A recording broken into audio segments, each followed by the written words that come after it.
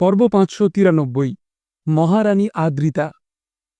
খিদিরপুর ডকের কোণায় রাখা একটা কন্টেইনারের ভেতরে আদ্রিতার চিত্রাকে বেঁধে রাখা হয়েছিল, আর তাদের মতো দুজন অবলা নারীকে দেখে পাহারায় থাকা রোগা আর মোটা লোক দুটোর মাথা নষ্ট হয়ে গেল।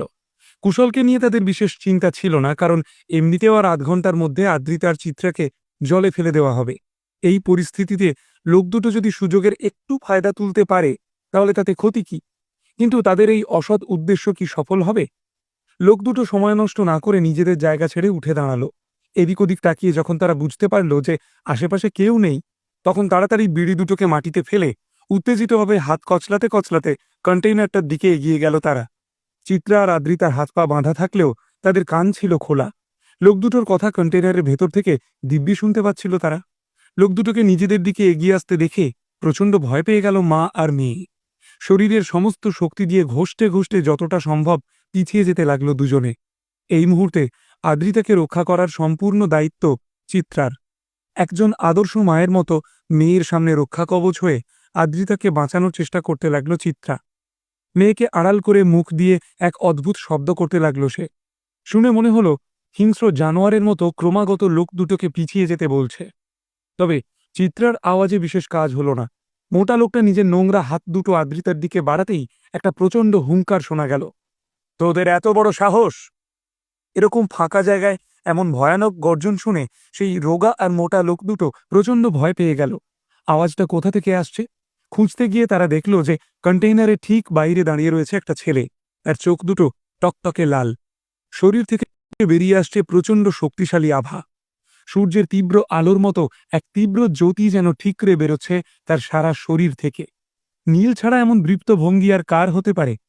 অবশেষে চোখের সামনে নীলকে দেখতে পেয়ে আদ্রিতার দুচোখ জলে ভরে উঠল। চিত্রা যেন প্রচণ্ড উত্তেজিত হয়ে উঠল। এই অদ্ভুত গৌণানির বদলে তার গলায় শোনা গেল খুশির স্বর। কে বে তুই? অধৈর্য গলায় বলে উঠল রোগা লোকটা। লোকের ব্যাপারে নাক গলানোর কোনো দরকার নেই, বুঝেছিস? চল ওঠ এখান থেকে আর নিজের চরকায় তেল দে। আমাদের শরীর গরম হয়ে গেলে না হয় তুইও একটু হাত সেঁকে নিস। কলকাতার এই খিদিরপুর ডক আয়তনে বিশাল। রোজ এখানে হাজার হাজার মাল ওঠানামা করে। নীলকে দেখে প্রথমে লোক দুটো তাকে অন্য কোনো কন্টেইনারের দায়িত্বে থাকা কর্মচারী ভেবেছিল।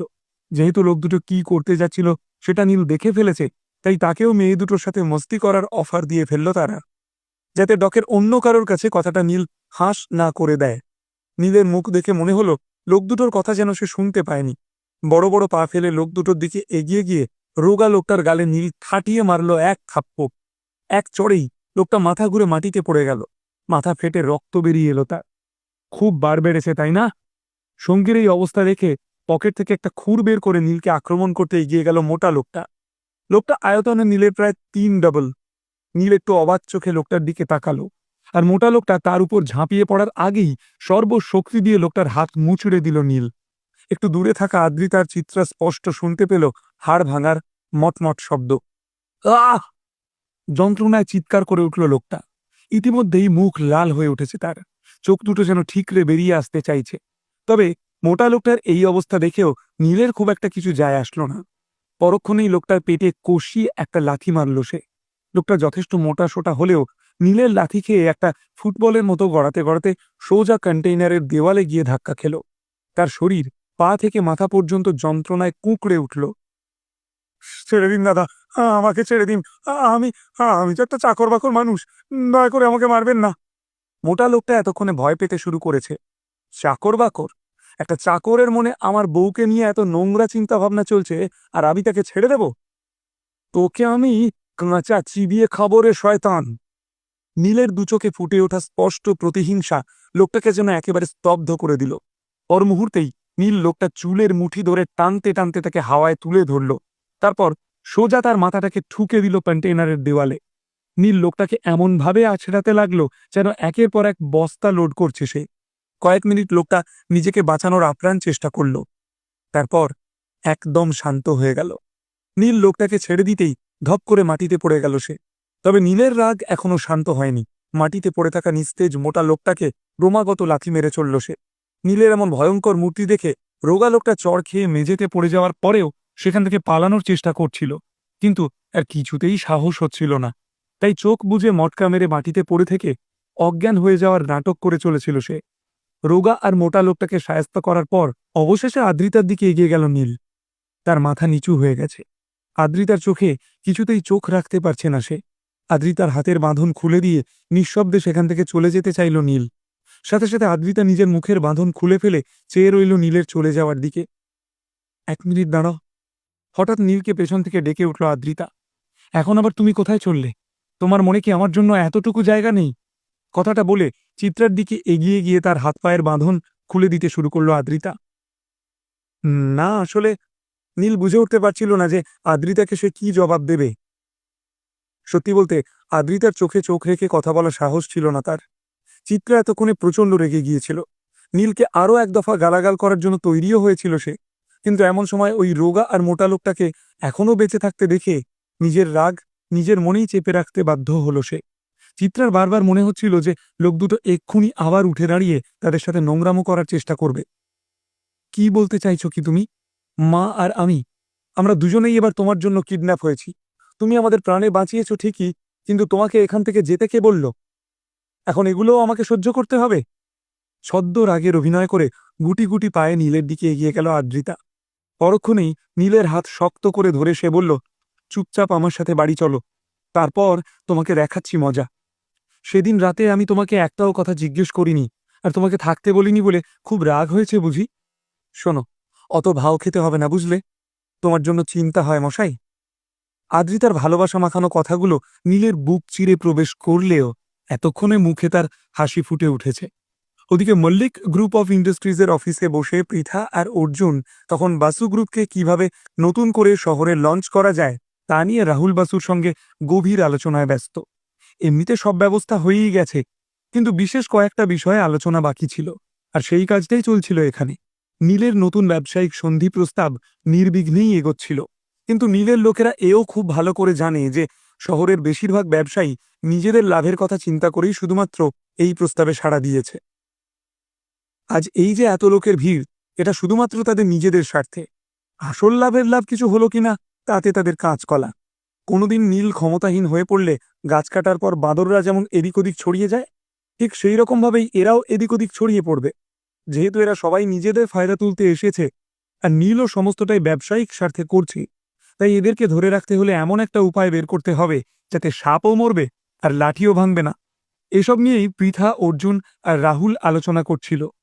এমন সময় হঠাৎ ঘরের দরজা খুলে হন্তদন্ত হয়ে ভেতরে ঢুকে এলো প্রিয়াঙ্কা। তার মুখ দেখেই বোঝা যাচ্ছে যে খবর ভালো নয়, একটা বিশাল বড় ঘটনা ঘটে গেছে। আমি এখনই খবর পেলাম যে কুণাল লাহা কুশল স্যারকে স্টার হোটেল থেকে তুলে নিয়ে গেছে। কোথায় নিয়ে গেছে কিছুই জানি না। কি? চমকে নিজের জায়গা ছেড়ে উঠে দাঁড়ালো পৃথা। নিজের কানকে যেন সে কিছুতেই বিশ্বাস করতে পারছে না। কিন্তু এটা কি করে হতে পারে? তুমি কি জানো যে খবরটা সত্যি? ম্যাডাম, খবরটা সত্যি না হলে আমি কি আপনাকে বিরক্ত করতাম? সাথে সাথে জবাব দিল প্রিয়াঙ্কা। আপনারা খবরটা এখনো পাননি? প্রিয়াঙ্কার কথা শুনে একে অপরের মুখ চাওয়াচাওয়ি করল পৃথা আর অর্জুন। তারা দুজনেই যেন একেবারে চুপ মেরে গিয়েছে। রাহুল বসু অবশ্য খবরটা আগেই পেয়েছিল, কিন্তু কলকাতায় সে নতুন। তাছাড়া কুশল বরাটের সাথে তার কোনো লেনাদেনা নেই বলে খবরটাকে সে বিশেষ পাত্তা দেয়নি। তবে পৃথা আর অর্জুনের ব্যাপারটা আলাদা। তারা কলকাতার পুরনো বাসিন্দা। শুধু তাই নয়, কুশলের সঙ্গে দুজনের সম্পর্কই যথেষ্ট ভালো। খবরটা এখনো তাদের কানে এসে পৌঁছয়নি মানে এমন কেউ আছে যে চায় না খবরটা তাদের কান পর্যন্ত আসুক। পৃথা ম্যাডাম, অর্জুন স্যার, আপনারা দুজনে এরকম চুপ করে আছেন কি করে? প্রিয়াঙ্কা এতই উত্তেজিত হয়ে পড়েছিল যে হিতাহিত জ্ঞানশূন্য হয়ে পড়েছিল সে। আমি কি কুণাল লাহা বা নীল স্যারকে একবার ফোন করব? কথাটা বলেই নিজের ফোনটা হাতে তুলে নিল প্রিয়াঙ্কা। তার কোনো দরকার নেই, শান্ত গলায় হাত নেড়ে বারণ করল অর্জুন। কুণাল লাহার মতো মানুষ যখন এরকম একটা কাজ করেছে, তখন আমার বিশ্বাস সেটা নীলের ইচ্ছেতেই করেছে। কুণালকে ফোন করে কোনো লাভ হবে না। তার মানে আপনি বলতে চাইছেন যে মিস্টার লাহাকে এই সমস্ত করার জন্য নীল স্যার বলেছেন? প্রিয়াঙ্কা এতটাই হতবাক হয়ে গিয়েছিল যে সে ঠিকমতো কথা পর্যন্ত বলতে পারছিল না। কিন্তু কিন্তু তা কি করে সম্ভব? নীল স্যার আর কুশল স্যার তো...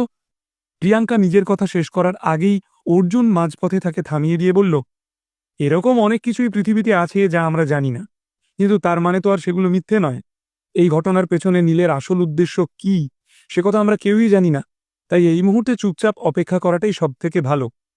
এদিকে তিনজনে মিলে দ্য এনে ভিলাতে পৌঁছানোর পর সিঁড়ি দিয়ে নিজের ঘরে চলে গেল চিত্রা। সে হঠাৎ একা নিজের ঘরে গেল কি করতে, সে কথা অবশ্য বোঝা গেল না। জামাকাপড় বদলে নিচের ঘরে ফিরে এলো আদ্রিতা। তারপর একটা সোফায় আরাম করে বসে হাতের সামনে থাকা আঙুরগুলো নিয়ে একটা একটা করে নিজের মুখে চালান করতে লাগলো সে।